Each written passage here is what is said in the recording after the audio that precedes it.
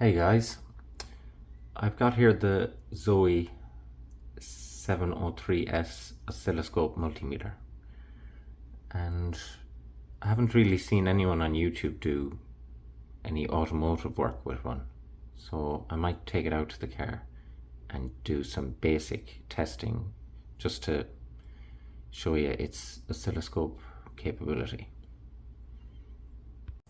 So I'm plugged into the back of injector number 1, and I've got the picoscope set up and the 703 set up, and we can compare them.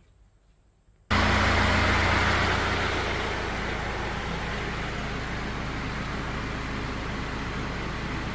there, see the pintle hum? There's the pico. That's saying 54 volt, this is saying 54.5, so pretty good.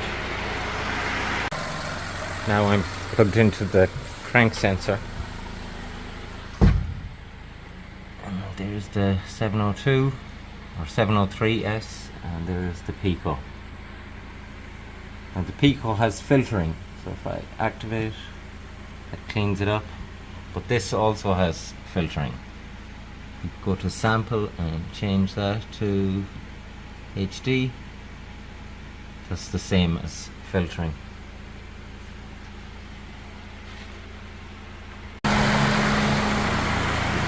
Now I'm plugged into the MAF sensor, and we've got a frequency.